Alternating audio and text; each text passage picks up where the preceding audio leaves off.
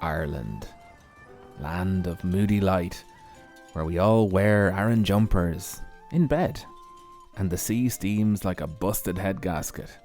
Horsepower loves that the most. Ireland is an island, and any island is a tough climate for a car, even the tropical ones. Salt blows in on the wind, sunshine peels paint and cracks plastic.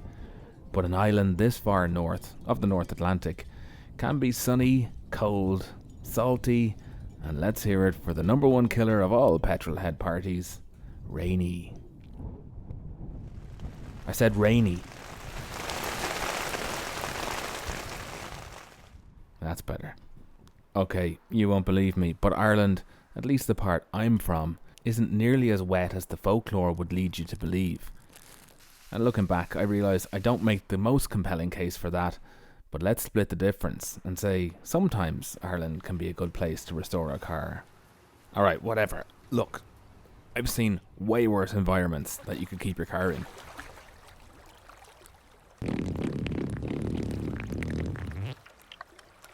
What's that got to do with converting a Sprinter van into a camper? Well, aside from rust-proofing measures I'm going to take, especially seeing as the place the Sprinter will visit the most is the beach, the weather has been the cause of many false starts on this big bastard.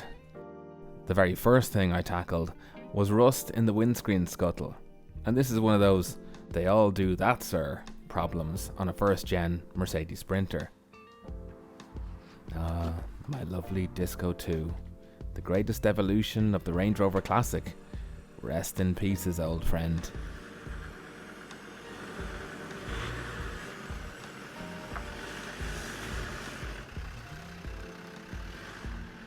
So the first thing that has to happen if you're going to do a decent job on a scuttle is get the windscreen out. And this is false start number 1.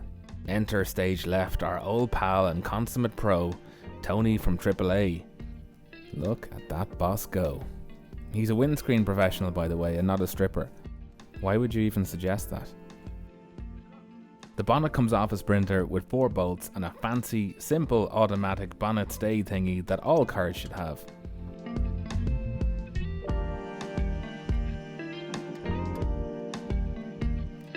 Well, that's gone.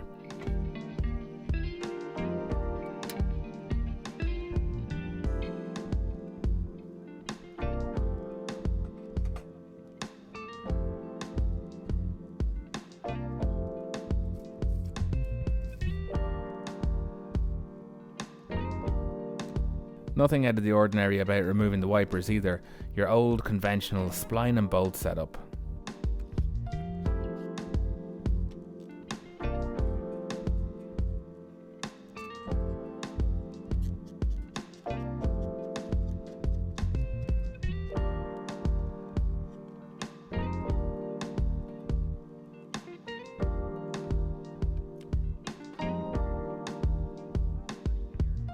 Now, before Tony would let us get into pulling glass, he said we should check the windscreen for condition so that we'd know beforehand not to sweat it too much if we broke it during the job. But it's not cracked or chipped, and it's see-through, I said. Boom, condition pro assessed. Nope. The man carefully sprayed it down, washed it, squeegeed it, and buffed the whole thing to check for nicks and general condition.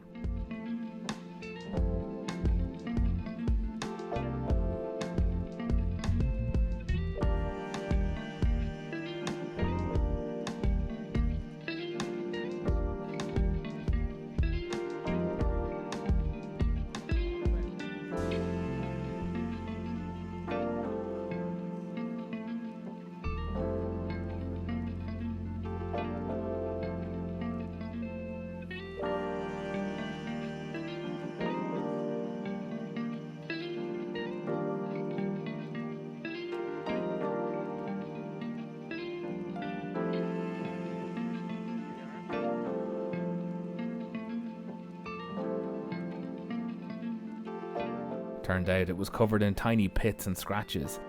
Remember, he's just worked it over and it still looks pretty bad.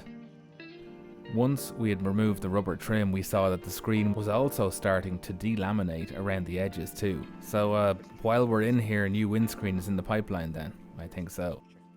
But it's not the whole of it. While we were pulling the trim strip, something that will haunt this project later on came up. We could see flecks of dirt and paint falling inside the cab. This is a replacement windscreen, and whoever fitted it didn't do a good job.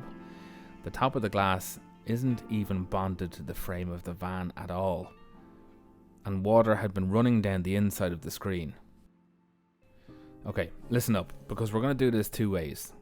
The plain old 2 girls and 1 wire technique, and the one-man show crazy expensive wire snare contraption style deal. Either of which will make life real easy if you want to remove a screen, so don't be scared of it. You can get these wire handles for peanuts wherever, but the trick thing to look out for is square wire. Instead of being a conventional piece of wire like, let's say, a piano string or a length of MIG welding wire, proper windscreen wire has a square section. It's tough to film, so I didn't, but it has 4 sides, so more importantly it has 4 edges that give it blade-like cutting chops. It makes a massive difference. Tony has a special tool, but if you don't, I'm sure you do the best you can with what you got.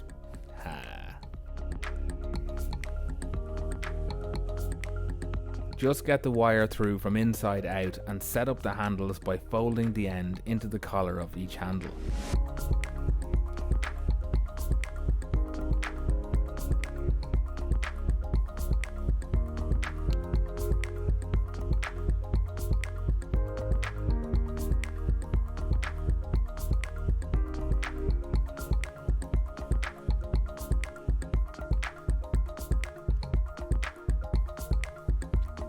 The other neat thing that Tony brought with him is a thin piece of nylon or plastic, almost like a thin chopping board, to protect the dash top.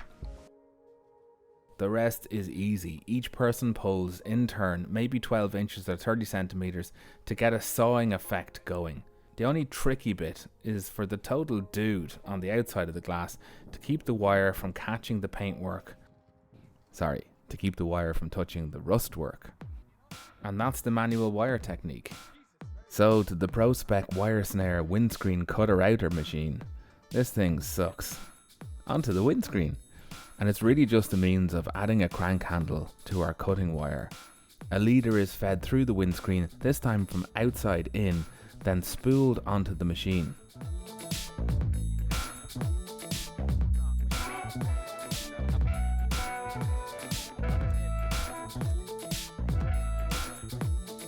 Back outside, the wire is looped around the whole screen and anchored only by the resistance that being wrapped round the screen corners puts on it. The tape is literally just to stop it from watch springing out of position.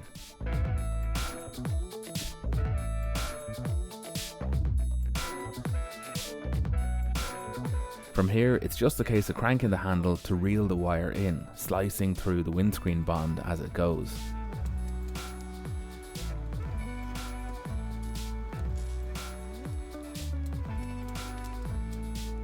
Of course, you need to reposition the contraption to keep it ahead of the wire.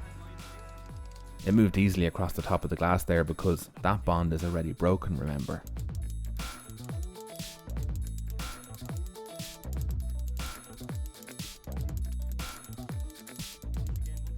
And when halfway across, swap the wire from one side of the machine to the other and cut through the remainder of the bond, pulling from the opposite direction across the bottom of the screen.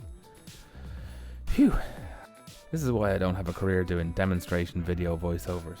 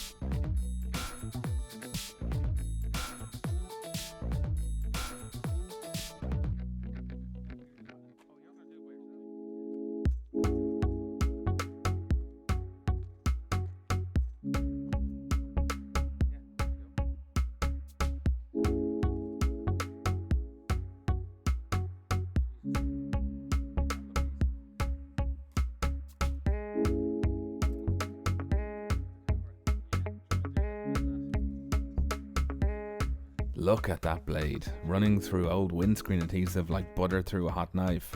Not so much as a nick in the black border underneath. This is the work of someone who knows their shit. And witnessing someone who knows their shit is always something to behold.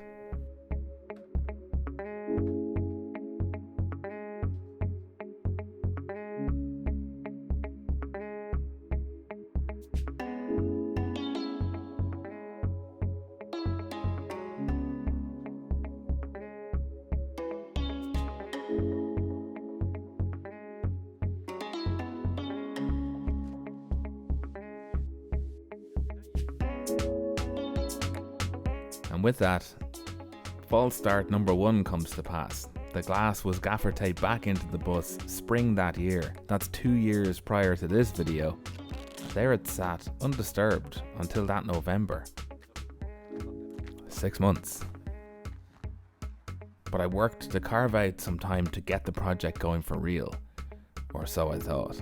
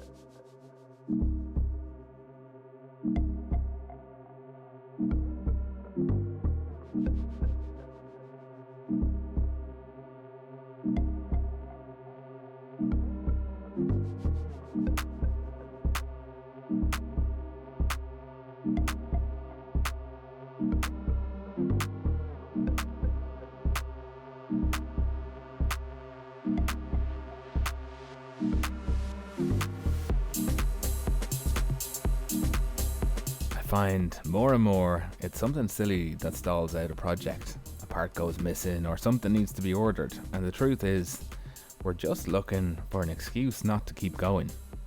This time though, it was a little left of field. I've been in this mindset of doing things the hard way, working on gaining skill and experience by repairing rather than replacing.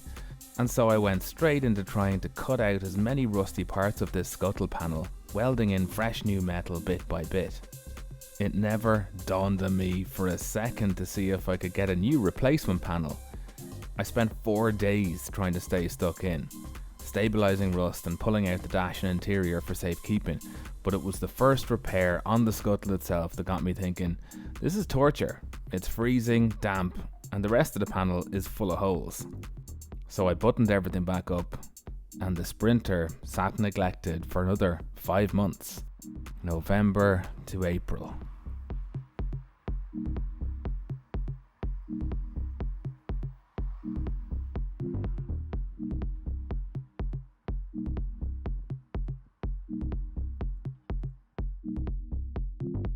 Full moon, half moon, total eclipse, almost.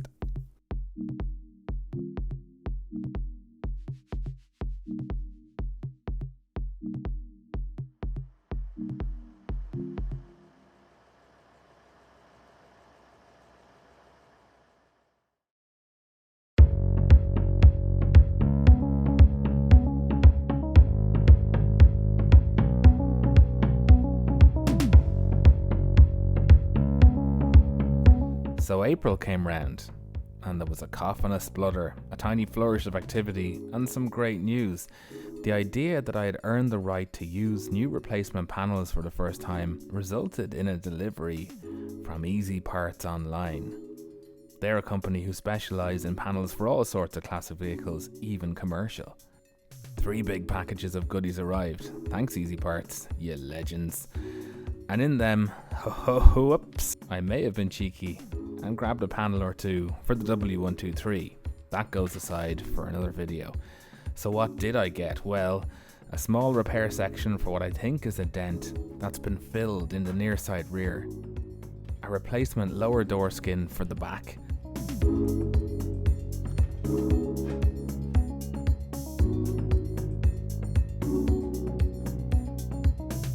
A rear panel that I think I'll need if I'm going to put a tow bar on the van to draw the Esprit.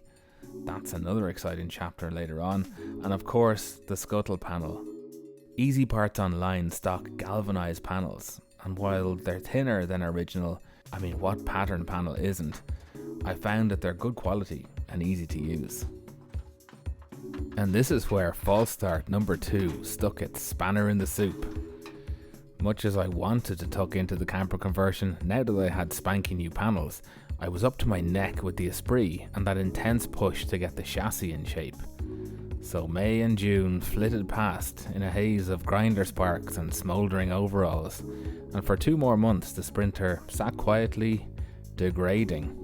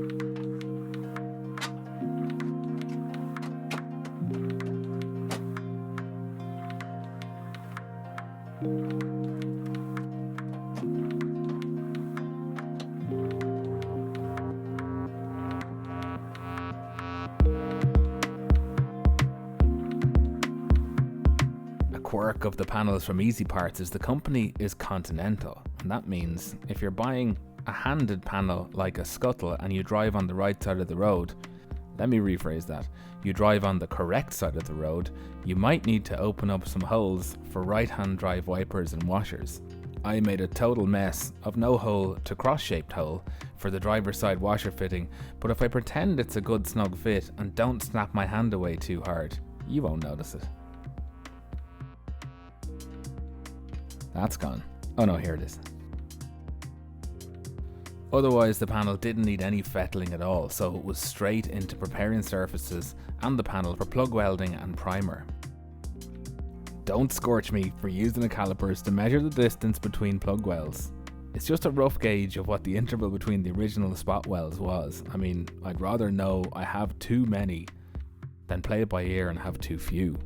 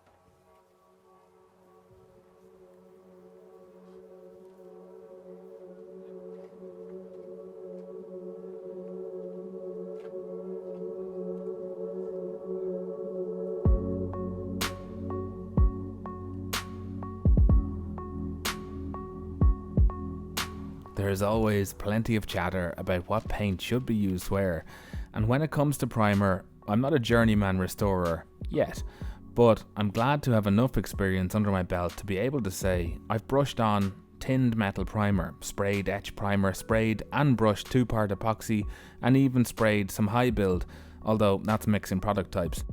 And look, this is how it is.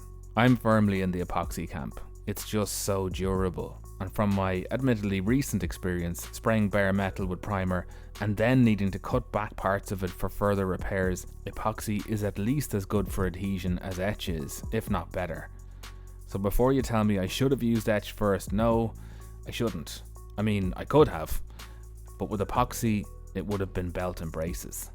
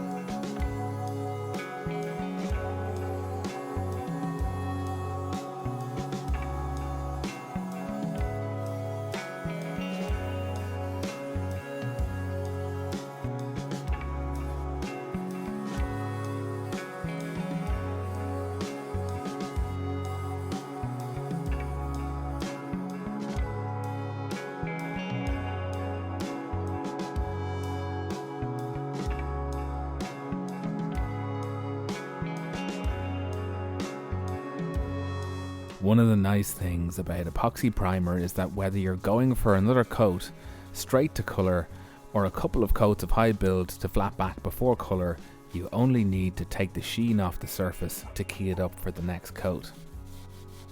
Now, I might be a silly Billy, but I'm not a fucking silly Billy. These sprinters are famous for rusting, so if you think I'm going to this much trouble without hitting as much of the front end with fresh paint as I can, you got me all wrong, bub.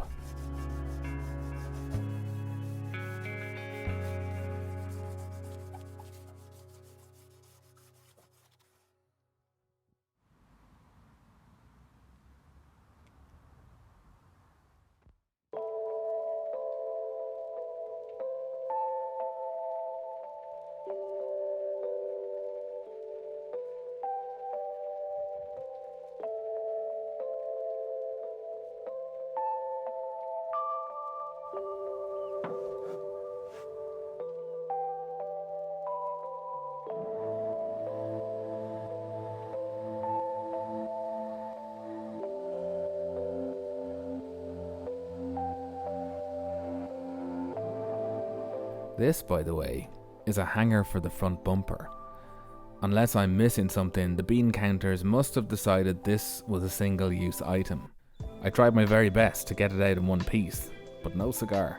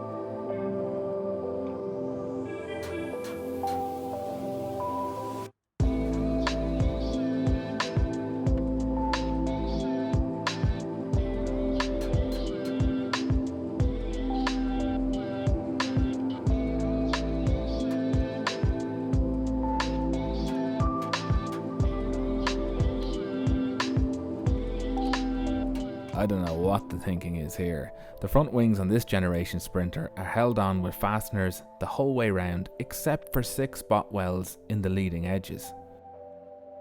It's not because there's no clearance for fasteners, because 4 of the welds are amongst fasteners. Is this a measure purely for structural integrity or what?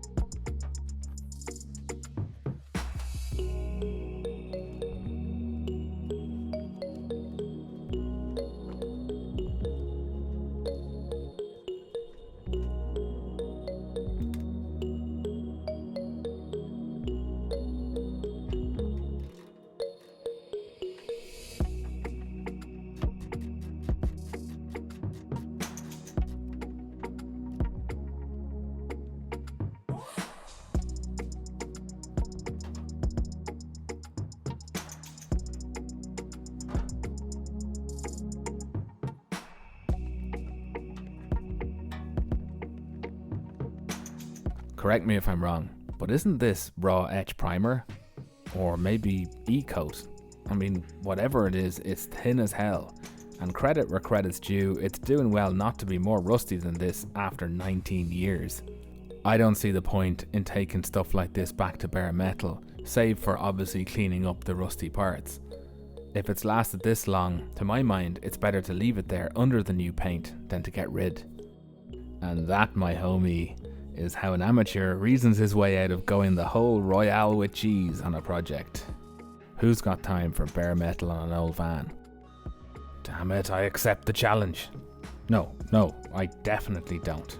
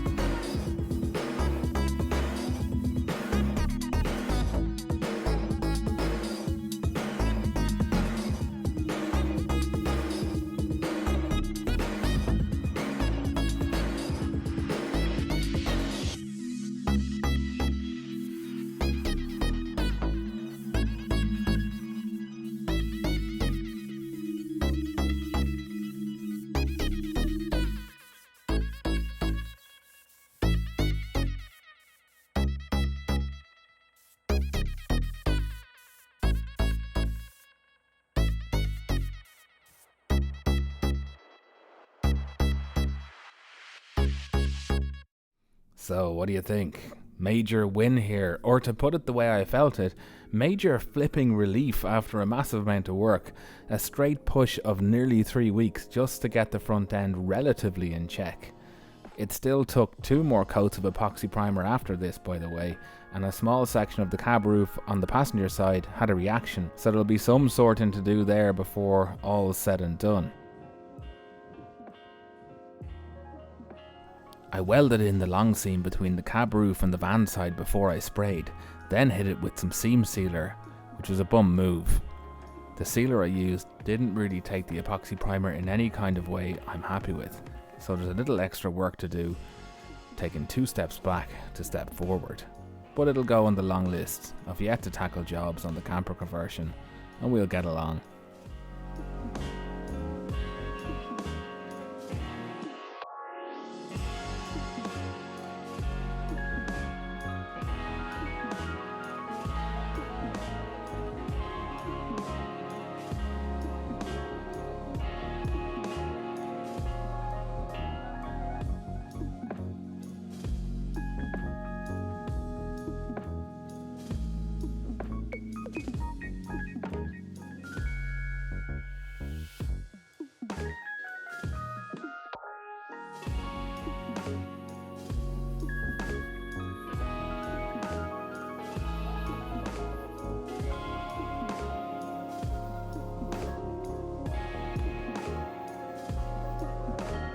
video frequency has been at an all-time low, and not for the want of work done.